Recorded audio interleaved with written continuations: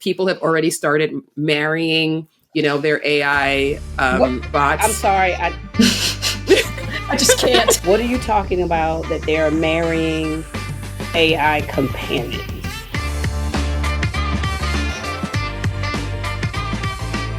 Oh my God, Julia. Oh my God, Julia. Oh my God, Julia. No, I saw the I'm so excited. Ice Queen, Beyonce. When I tell you, how was it? Tell me about it. Tell me. Don't leave out a few details, but don't leave out any details. Okay. First of all, the best dancers. I'm going to give a shout out to the dancers in a band to start. I mean, Blue Ivy came out. It was screaming blue. It was the dancing. You can see the confidence, from the previous concert to this one. The wardrobe. I mean, I've heard that her wardrobe was incredible. The wardrobe was insane, and it was very. I like it when the wardrobe changes are like they're there, but they're also minimum. Like it's not like a wardrobe change like every 10 seconds feels like the whole concert. It is a 3-hour show though. I mean, it is a 3-hour. It's probably show. Not long enough at 3 hours. You want it was more. Not long enough at 3 hours. I mean, but she's dancing, but can we talk about the vocals? This woman's her voice is incredible. Woman's range, vocals. Mm-hmm. So amazing. And the way she incorporates like songs from previous albums into, even though this is a cowboy. Right? I had my fan that said Carter. It lit up so you could move when it was time. But it was the arrangement of the show. Like, just, I'm giving you a little Cowboy Carter. I might throw in this song from this album, this song from that, the dance. Okay, let's go here. Let me showcase my dancers who are amazing. Mm-hmm. And then I'm going to come out and sing some opera and country, and then a little bit of gospel and rock and roll, and always soul. And I'm like, the end. I can just feel it. I've got chills on my body. I could just feel it. When I tell you the it's the end, and she's thanking people for coming out. I am bawling. I am ugly cry, like full ugly cry. And I was like, oh my God, I'm crying at a concert, like in a way, because I was like, I'm crying. Like I admitted I was crying. The lady next to me was crying. And like we didn't expect to have that reaction. Really? I cry at concerts. I do. I cried the first time I saw Paul McCartney. I just sobbed like ugly, like snot cry. And you can see that the energy. I mean, we talking, stadiums, over 60,000 people together in a collective joy. Yes. Like in a collective joy. And I love looking around to see which songs they really gonna dance to, which songs, like that. And it was the all visuals. The songs? Did they not dance to all the songs? They did, but they were dancing. But you could tell when they really got hyped, right? There is like when, because you have certain songs from certain albums when like when she did Crazy in Love, it was a different arrangement, and it was like but when she did Cuff It from Renaissance, people lost their minds. Like everybody was just like going nuts. Yeah. So it was dancing, but we're doing a little more movement of the dance. Yes. Yeah. Because we've seen people do dances from like videos. It was so good that literally I was like, okay, I see why people come 2 or 3 times to see her. Yeah. Of the same, Sure. Like, yes, go around. I was like, okay, yeah. So why is she, so we saw the Eras tour, what was it? 140 stops, right now, Shakira world tour, like all over, Pink, all over. Why is she doing so few shows? Why is she, is it going to continue to expand? Is she just like kind of doing a soft launch and then going to keep going I don't know. Like, is it, I mean, I don't know why. I feel maybe sometimes. I need you to know why. I need you to tell me. Look, I talked to Mama Tina. Get her on the phone. Mama Tina on the phone. Mama Tina knows everything. Could be less is more. Could be just, But I think with her, more is more. Less is more in a lot of times, but with Beyonce. Okay, but like, she still is doing a lot of shows. I mean, she's doing 3 to 4 shows a city. So Okay. and then That's true. she's taking a long break, and then she has the European leg, and then it's back to like the US leg. But I mean, she has to protect that voice. I mean, that voice is. I mean, you hear the country, you hear the gospel, you hear the rock, you hear the She can do it all. influence. There's nothing she can't do. There's nothing she can't do. So I am thinking it is. This is my opinion. Maybe she's like doing less shows because maybe she's gonna have another concert tour next year. Maybe she might drop another album. I don't know. I'm just saying. I am. Oh, Beyonce, we want more of you. More of you. Okay, Michelle, are you ready for today's guest? I am. I'm excited about this episode. Yeah. I'm excited about love. I'm excited about sometimes romance. I'm not a romance person, but connections. Learning about connections, learning how to stay connected, learning, about keeping relationships and friendships in community, in all those good things. So I can't wait to speak to our guest today. I'm excited. It's again, this is all tying into my word of the year, Ubuntu. Ubuntu, yes. Also, my word of the year is savor. So I'm savoring my friendship, savoring all the things. All the things. We are thrilled to welcome Francesca Hogi to Just Getting Better.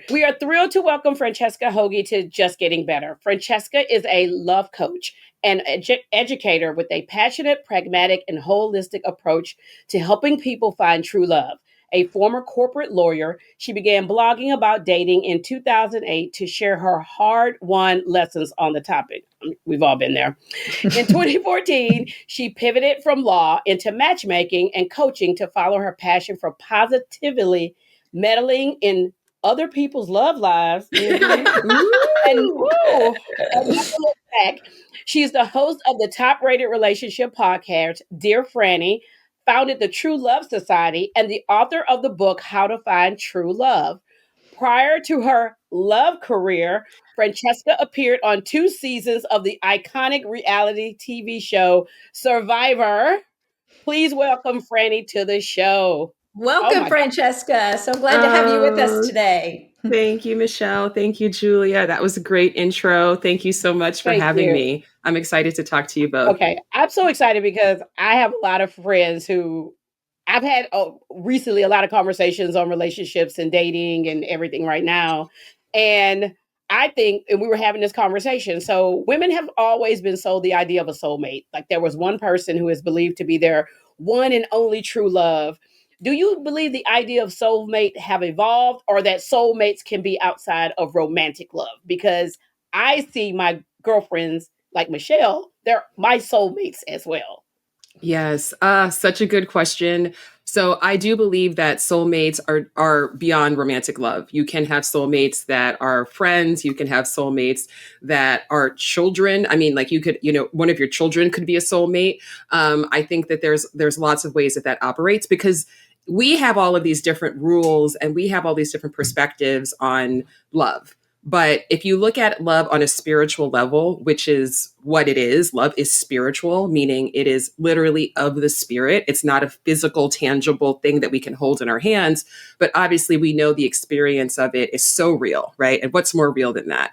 But when you really look on the soul level, then it wouldn't make sense that we only have romantic soulmates, because that's a human sort of concept, and we put people in those boxes. But I do think that I think that all of us have multiple soulmates. I do believe that we also each have the potential. We have potentially multiple romantic soulmates as well. I don't think that every soulmate is meant, even in a romantic sense, is necessarily meant to be your partner forever and ever. I think sometimes people come into our lives to teach us really valuable lessons, because I really do believe that we are all on a lifelong love journey that is really here to teach us how to evolve in love, our ability to give it, our ability to receive it, our ability to recognize and understand what it actually is. And soulmates do that in a really powerful way. Oh, wow. That's great. Yeah. Well, I want to say, Francesca, you have lived many diverse experiences in your life. As Julia just went through your bio, you've been a corporate lawyer, a two-time contestant on Survivor, writer, coach, podcast host, and certified matchmaker. As Julia also said, you just published your first book, How to Find True Love, Unlock Your Romantic Flow, and Create Lasting Relationships. So would you please take us through the journey from Michigan Law School to matchmaker? And please do not leave out your 2 seasons of Survivor. Thank you, Michelle. Another great question. So I, like many people, went to law school, not because I really had a passion for the law or being a lawyer. I really went because I didn't know what else to do. And I wanted to have a career and I wanted to be successful. And people said, oh, you're smart. You should go to law school. And I was like, okay, I'll go to law school. And so being a lawyer is certainly not the worst job in the world. And there were aspects of it that I did enjoy. But I knew that this was not my forever job. And so I was for years in this very sort of this place of discovery, like, okay, what am I here to do? And, how do I best utilize my talents? I mean, something that I'm sure the two of you can relate to, and I'm sure many, many people who are listening can relate to. I envy those people who just knew from the age of 10, this is what I want to be when I grow up. And that's what they are. And they're happy and they're living their dream. That is beautiful. But I was not one of those people. So it was definitely a process of discovery. And, Julia, as you mentioned in the intro, I had gone on my own dating journey as a young lawyer, really found myself as a young lawyer wanting to have love, wanting to have romance, wanting to have relationships, and really not knowing how to make that happen. And luckily, I think one of the blessings was that I did not take it as a fatal flaw within myself that I couldn't figure this out. I really took it as, okay, I have things here I need to learn. So I consider myself to be my first client because I set out on a mission. And I was on Match.com back in the day when nobody wanted to be known or seen on a dating, it was so embarrassing. It was just for losers, right? You all remember that? Yes. I don't think that people, young people today, you don't know how stigmatizing that was back then, right? But I was like, I don't have a choice because I do not know what else to do, right? And so I went on all of these dates really with this goal of how do I teach myself how to date? And then it was like, okay, now I know how to get a first date. How do I get a second date? How do I choose? How do I flirt? I kept on kind of getting to these points in that journey where I would run up into an obstacle. It's like, okay, now I'm stuck in this pattern. How do I break this pattern? Mm-hmm. And so I just kept pivoting and just kind of really treating it all as an experiment. So I learned all of this and, I started this dating advice blog because a friend of mine invited me to join a blog that she had started. And she was like, oh, maybe you can write about the law. And I was like, I am not writing about the law in my spare time. Let me tell you that. And she's like, oh, okay, well, you can write about whatever you want. I was like, well, the only thing I could think that I would actually enjoy writing about is dating.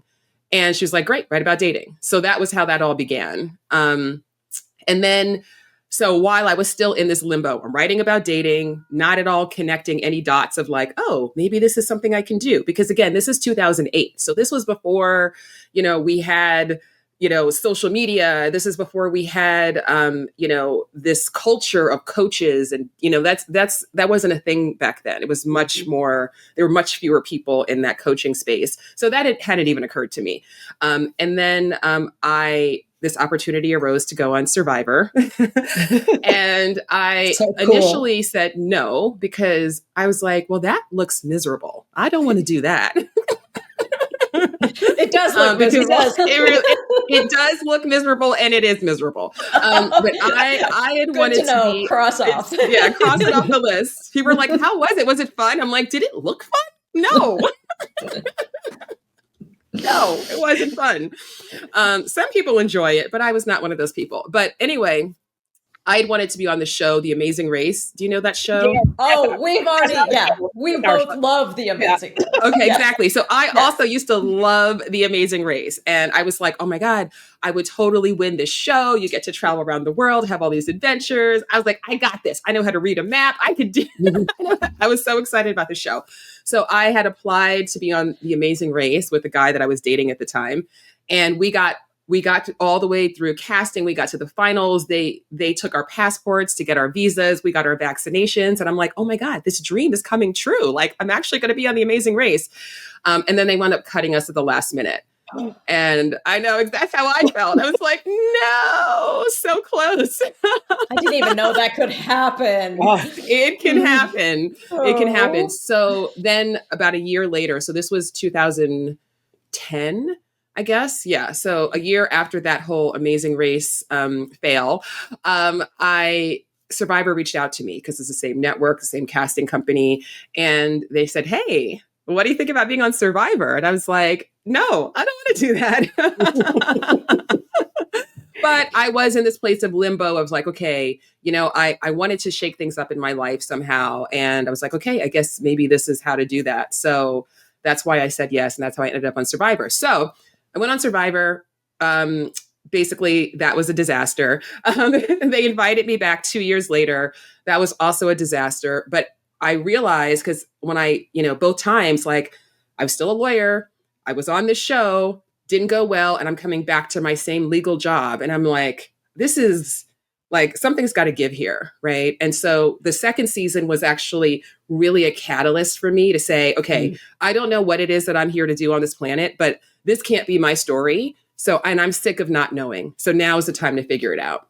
And as happens when we really make decisions and we're like, okay, universe, show me something, it does. And I went to a 4th of July barbecue and I met a woman who I never seen before, haven't seen since.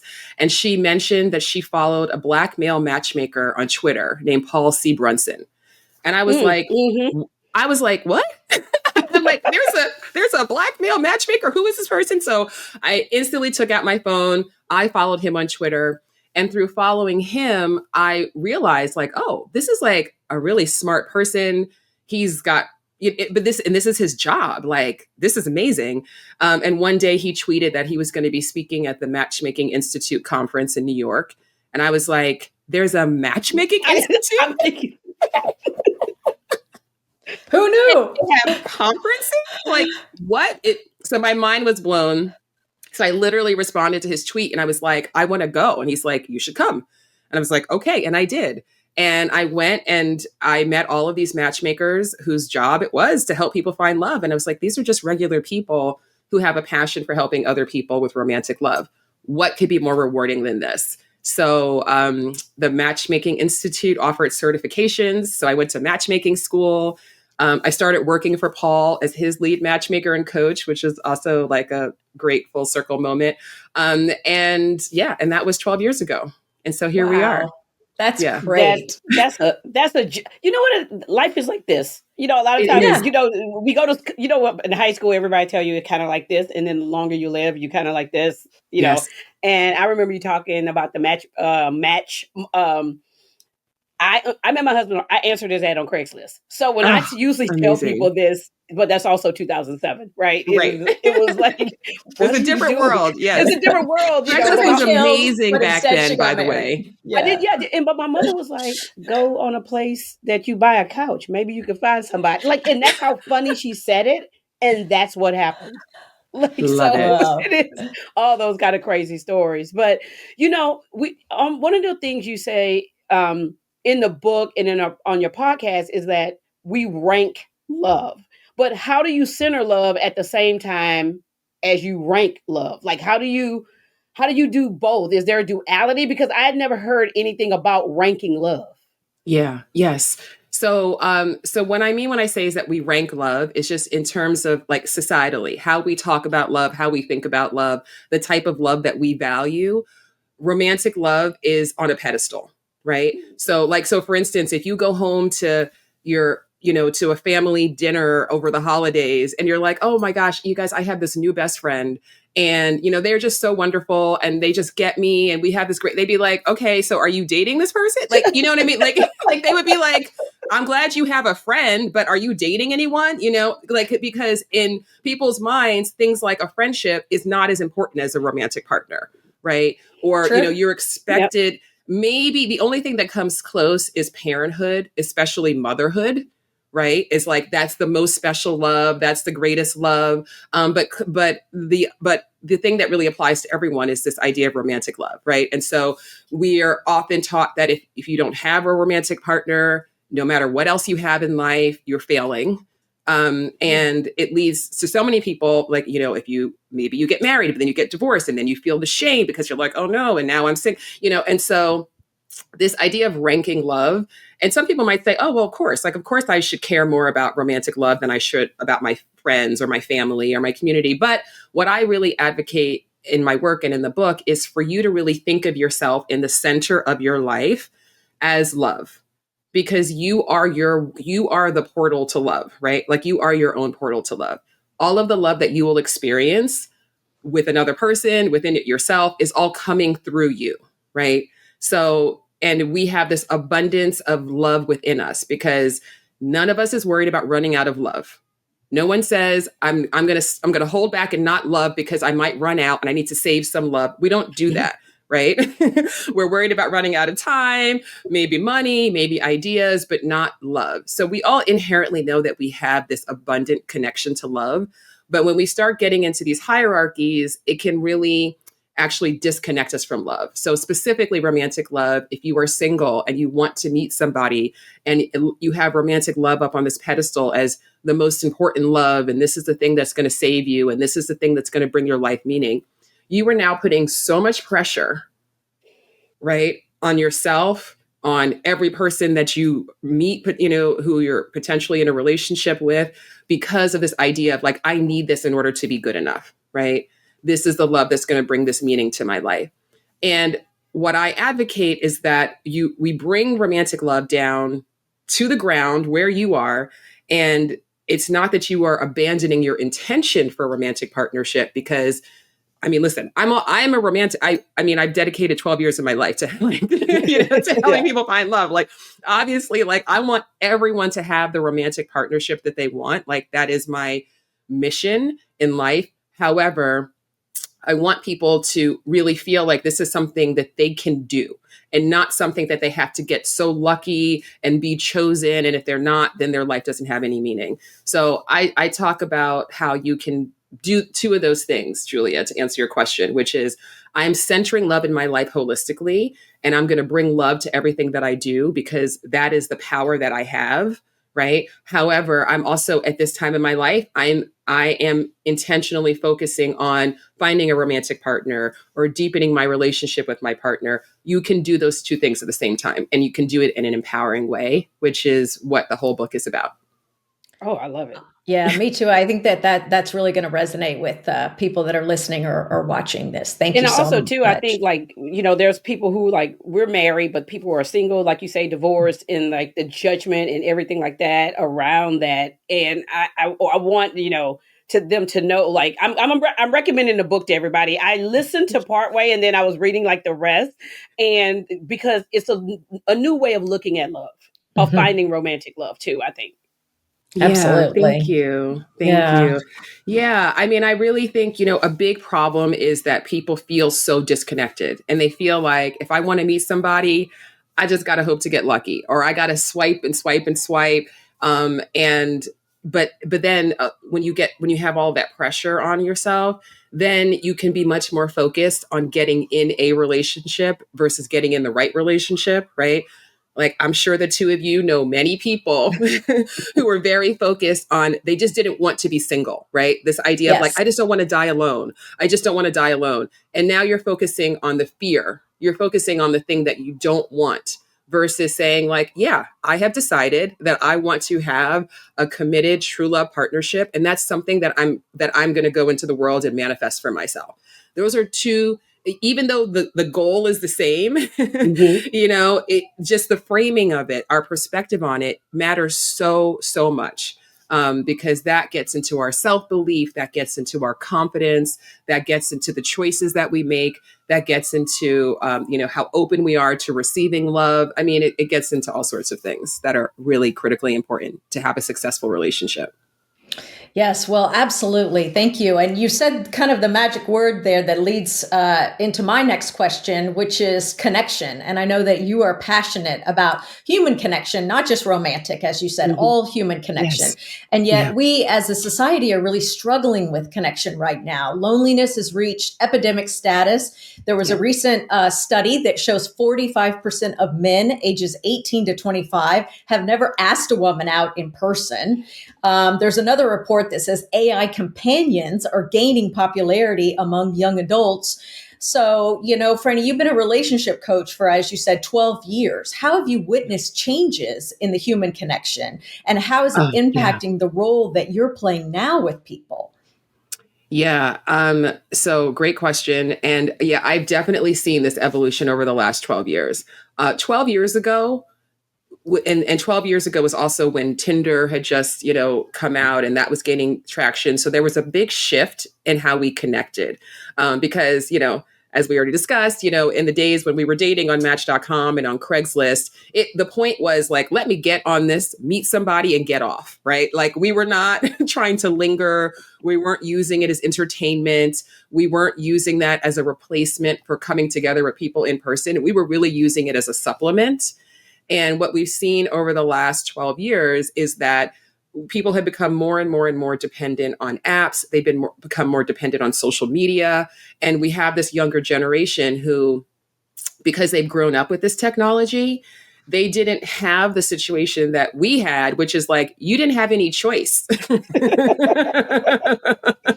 Right? Like you didn't have any choice but to show up and be the only person in the room, you know, and not know anybody in the room and not be able to use your phone as a crutch and text, you know what I mean? Like, so we just naturally, the way the world used to be set up, we just developed more of this sort of social resiliency and these skills. Yes. And what we've seen with technology is that people have lost that, you know, especially young people.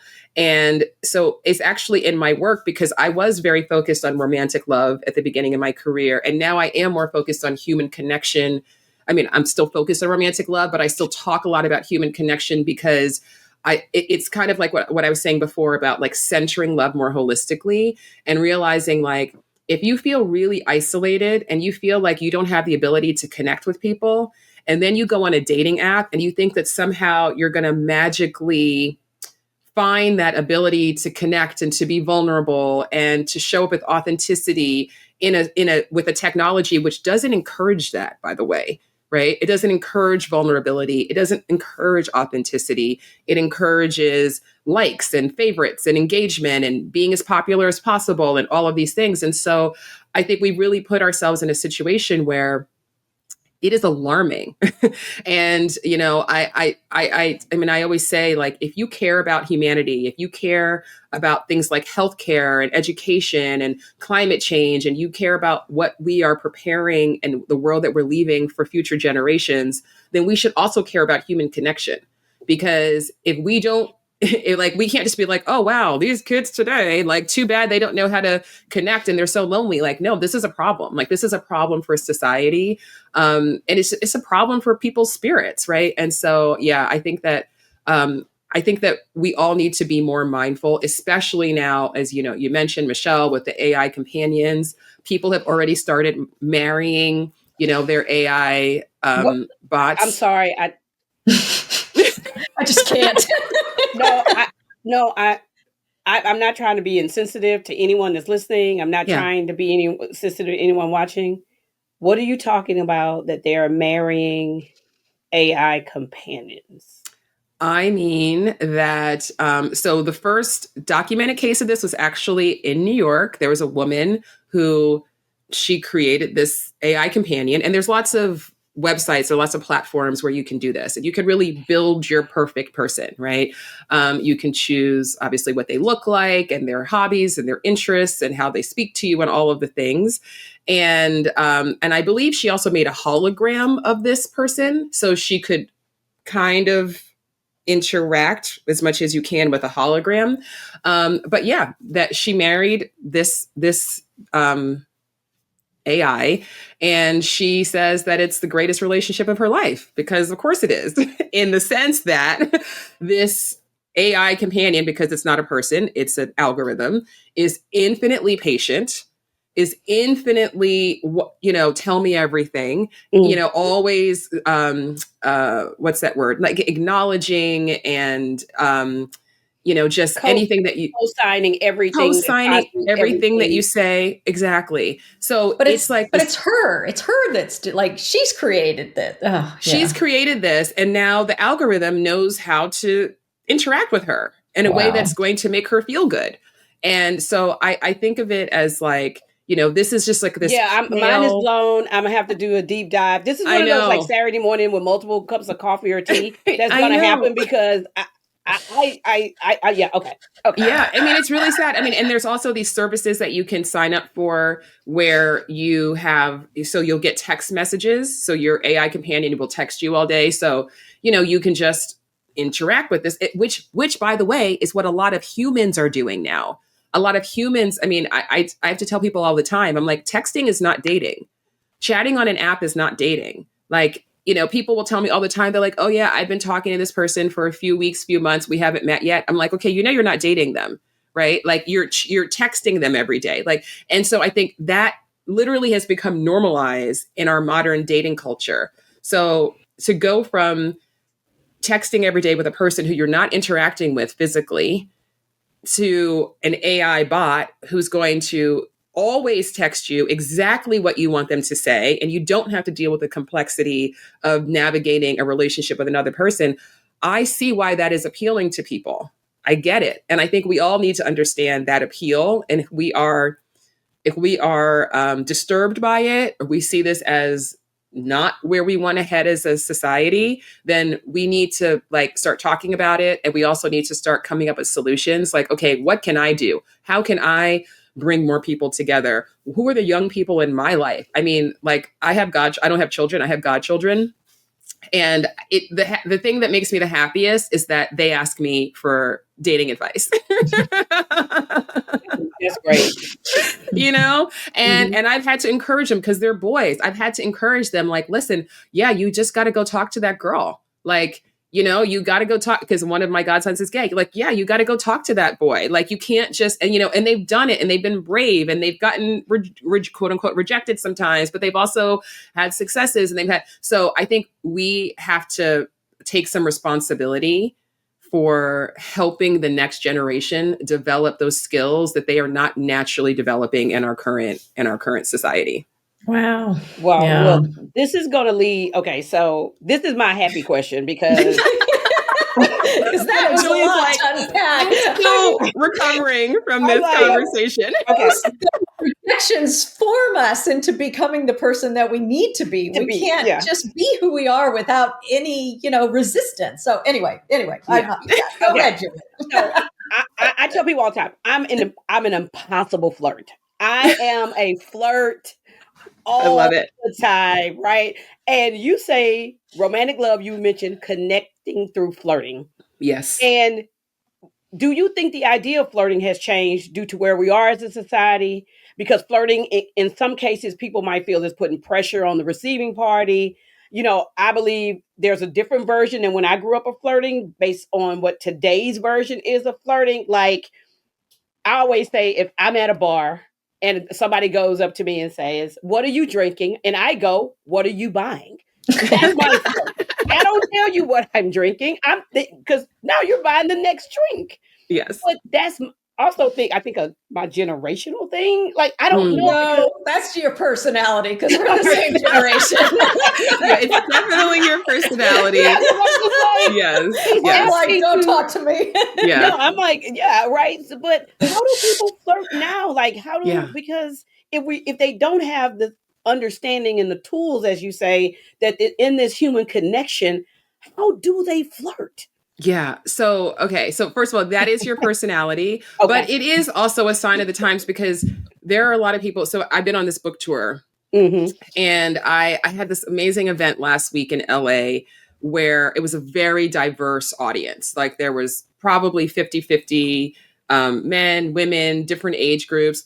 And it was fascinating because I'm like, oh, this room is so representative. And the event was about flirting. So we actually did like a whole workshop and I taught them like different styles of flirting and I had them all practice. It was amazing. But it was so fascinating that so many, because I asked, I was like, okay, for the women in the room who date men, who wishes that more men approached you? Everybody raised their hands. I said, okay, to the men in the room who date women, who wants to approach more women or tries to approach women? All the guys raise their hand. I'm like, okay, so what's the problem? And the guys are like, well, you know, whenever a woman is out, she's with a pack of her friends and they're so intently in a conversation with each other. I don't know how to break in, or they're on their phones and they're so intently on their phones. I don't want to disturb them. And so it did bring the women to say, oh, I guess maybe I should create a little bit more of an opening. So I do think there's a lot of like culturally the way we move in spaces now.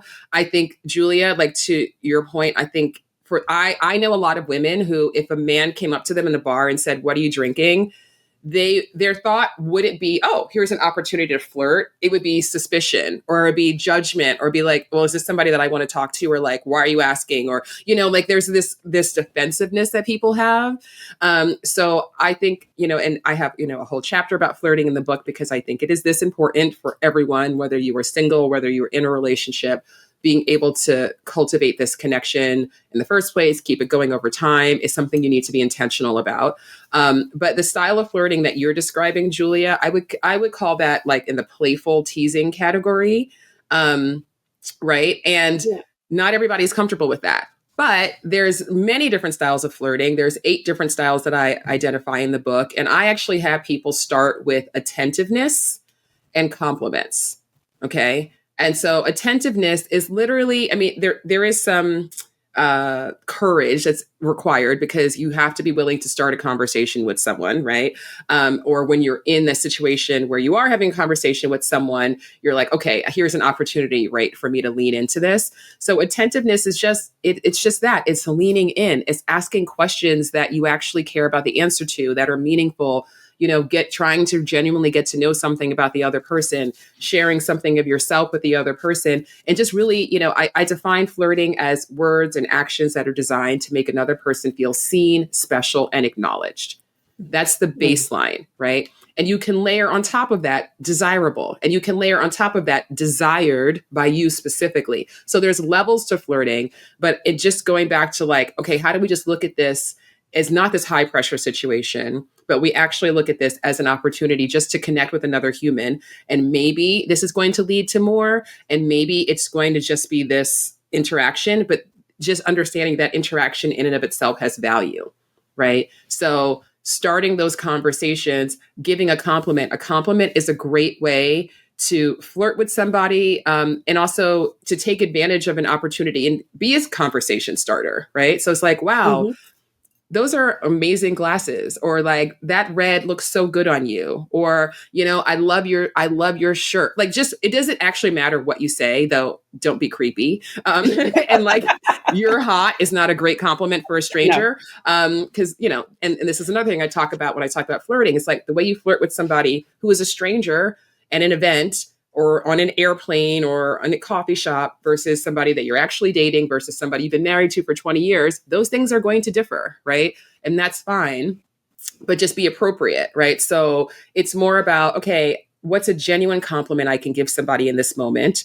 And I also, whenever I do this, you know, events like last week, I always ask the men, I said, how often do you get complimented? And they were like, oh, like never, you know? And I was like, and how good does it feel when you do get a compliment? And they're like, oh my God, amazing. Oh my God. Like they love it, right? Like men love receiving compliments and they get them so rarely. So you will literally, if you are a woman who dates men, just giving a man a compliment, you are going to make his day. it doesn't matter whether he's available, whether he's interested, whether you're ultimately interested in him. At least you are moving through the world in this way where you're making another person feel seen, special, and acknowledged. And you're also courting the serendipity that is required for those connections to sometimes turn into something more. I love that. And if I could add to that just from myself, I love to compliment women. I don't find that women compliment each other a lot. And I try to, I'm a woman married to a man, but if I see a woman like walk in and whatever she's got going on I try to be specific to her. Like, like, wow, that outfit looks great on you, or, something that's like, and women just like, well, thank you. Oh my gosh. Yeah. I complimented a woman yesterday on her pants. She had these really cool pants on. I was like, I love your pants. I agree with you. And I think that's, going back to human connection. If we can just sometimes I challenge my clients and I'll say, okay, this week, I want you to see how many smiles you can solicit as you go throughout your day. Right. I love that. Just see how many people you can make them make smile. And sometimes just looking at another person and smiling at them is enough to make them smile. Sometimes giving a compliment is enough to make them smile. Sometimes saying something playful is enough to make them smile. But if you actually have that intention, like just imagine for a moment, we lived in a world where that was an intention that people had. Like, I want to move through the world in a way that makes other people feel seen and special and acknowledged. Like, that's the world I want to live in, selfishly. I think we all we want to be in that world. Yeah. Yeah. We be in there. Well, switching gears a little bit. So your TED Talk is fantastic. And I recommend anyone who hasn't seen it to go and watch it.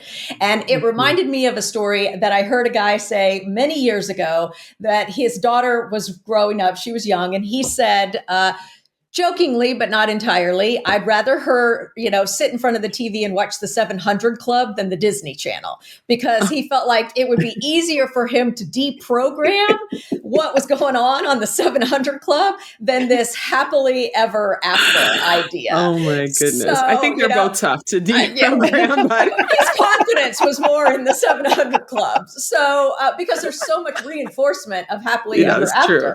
And so you talk about the fairy tale industrial complex and abusive, that's my word, abusive myth of happily ever after. So how do you address this as a matchmaker? Today, do people still caught up in this idea of happily ever after? Obviously the AI woman, there's, some of that wanting this. Yeah. Well, I think people have a lot of skepticism about it, but even though they have a lot of skepticism, that programming is really strong.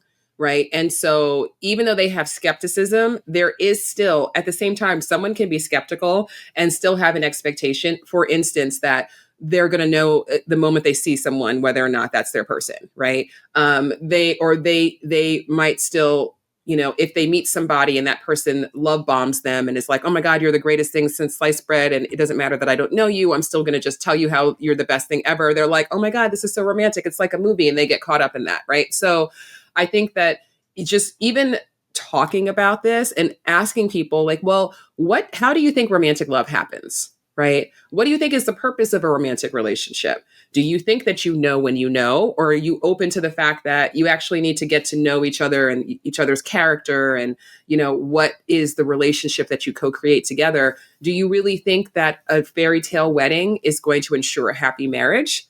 Because none of us have to look far to see from our own lived experiences that having a really beautiful wedding and a really big engagement ring is not a guarantee of a happy marriage. So, but some people just take that and they're like, okay, so love doesn't exist and true love is a myth, and it gets into cynicism because they've seen that it doesn't work this way. However, what I really try to encourage people to think about is, first of all, a marriage is just I know it's just like a wedding is it's a milestone, but it's an event. It's a day, right? And some people they're so focused on the wedding, they're not thinking about the marriage, right? And so this idea that if I have this really beautiful wedding, I'm going to have a really beautiful life is something that is very common, even in people who you would think know better, right? And so I start with just talking to people about the reality of like, you know that a relationship is not set it and forget it, right? You notice how all the fairy tales end with the wedding or the kiss. We don't see what happens. He's leaving his dirty clothes on the floor or whatever. We don't see what happens, right? Yeah. 6 months later, a year later, 10 years later, we don't see that part of the story, right? And so I think we do ourselves such a disservice by constantly selling this fantasy idea of love and not actually explaining to people and educating people and recognizing that actually a successful relationship is it's about choosing the right person, but it's also about the skill of communication, the skill of vulnerability, of intimacy, of compromise, of all of these things, right? Like putting another person's needs before your own, but also having boundaries with another person. There's so much to navigate in a relationship. And we really do people a disservice when we act like dating is just something to get through as quickly as possible. You just got to get to that altar, get to that ring, get to that I do, and then just hope everything works out. And it's like, but no, hold on. But do you know how to show up with authenticity, right? Do you know how to be vulnerable? Do you know how to receive that vulnerability from someone else? All of these things. And so with that, when you're talking about like in dating, try not to do the rush. How can people use like the dating archetype in their romantic and in their non-romantic relationship? Because the idea of a dating archetype, I've never heard about that except from you. Makes sense though. Yeah. Thank you. I mean, I'm sure there's probably other dating archetypes out there, but I did create my own, probably about, 6 or 7 years into my career. I realized that people really fall into, look, we're all special unicorns. Everybody's special. Everyone's unique. But we also have a lot in common. And there's a lot that people have in common on the dating journey, right? And so, dating advice is not one size fits all because we are not one size fits all. And we are in different phases of our lives. However, there are, I call them these 4 distinct sort of phases, these 4 archetypes that I have identified that starts with the person who avoids dating altogether. That's a part of their lives. They don't acknowledge, even if they have a desire for that relationship and that intimacy, they don't have the confidence to believe that they can have that. And so they are totally shut down. And that person has a different journey than the person who is the looper. And the looper is somebody who dates and they put themselves out there, but they're stuck in a pattern that they just can't seem to break, whether it's constantly, being attracted to unavailable people or always being taken advantage of in their relationships or, everything starting out really hot and heavy on, having a great first date or 2 dates and then it fizzles out. And then there's the surfer, and surfers tend to be very guided by chemistry and instant chemistry. So I think of a surfer as like the surfer on the beach who like you see the wave and you're like, that's my wave. And you just run and you dive in. Right. And so surfers can have a lot of up and down, a lot of highs and lows because they have this passionate connection and everything is great. And they're the greatest thing since sliced bread. And then they kind of wipe out because they went too quickly and they took that instant chemistry as a sign that like all systems go. And whereas it actually should have been a sign of like, okay, there's something here, but let me explore that. And let me also pay attention to what is my pattern? What am I naturally attracted to? Because am I naturally attracted to something that is actually beneficial to me in the long run? Or do I actually need to think about how I start to recalibrate that chemistry radar? And then last but not least is the sailor. And sailors are people who really do not have any difficulty getting into long-term relationships. Sailors are the people who are like, yeah, I'm ready to meet somebody. And then they just meet someone, right? And then everybody else is like, how did you do that? I've been on apps for, 10 years and you were single for 2 months. Like, how did that happen? And so sailors have a lot more confidence in their ability to connect. They have a good radar for who is and who is not, somebody who's very commitment minded as well. So, and it doesn't mean that, every sailor chooses the right people, right? Just because they are good at getting into relationships doesn't mean that they're getting into the relationships that are the most fulfilling for them. When I work with sailors, it's usually people who like, they're like, I've been in relationships nonstop since I was 16 and I don't even really know who I am. for instance, right? Like that's a situation that a lot of people find themselves in. So all of those people have they kind of have a different love assignment, right? Which is another thing I talk about in the book, which is like, what is love? What am I being called to understand and to learn about love and evolve in love? And the person who needs to understand that, oh, it's actually okay. It's safe for me to be open and to be vulnerable and to allow myself to be seen. That's a different lesson than the person who needs to learn more about discernment or what are the standards that you have for yourself and for other people. So yeah, I think the archetypes, they're a helpful guideline. And I always like to tell people, like, your archetype is not your destiny. It just happens to be where you are in your love journey right now. And it is helpful for people to get like, oh, okay, I see what I have to do right now. And it might be different than what, my best friend has to do right now. Very good. Oh, great advice. I'm telling you, great insight. So as we come to a close, every week, Julie and I ask each other how we're just getting better this week. So our question to you is, how are you just getting better this week, this day, this moment? Yeah. I'm getting better. So it's interesting. So this is what is it, Tuesday? Right. Yes. So on Sunday, I woke up and I was like, I am feeling out of sorts. And I'm like, okay, what am I going to do to get myself back on track here? And I took a long walk, which I do every day, but I took a really long walk and I went to the Central Park and I sat in the park. I literally sat on a park bench probably for like 3 hours. And I wrote in my journal and I just sort of thought and what I am getting better at is recognizing that when I am feeling, a bit off kilter, rather than just pushing through, it's actually a time to turn inward and to sort of like say, okay, what's going on here? So I think I've done a good job of that this week. Oh, that's great. That's great. Yeah. I love that. So much. So thank you so much, Franny, for joining us. So how can our audience keep up with you? Where are you at? Where can they find you on every platform? Yes, thank you for asking. Well, I'm easy to find because I am Dear Franny, and that's Dear Franny on all social media platforms. You can also, check out my podcast by the same name, which is Dear Franny, which is wherever you get your podcasts.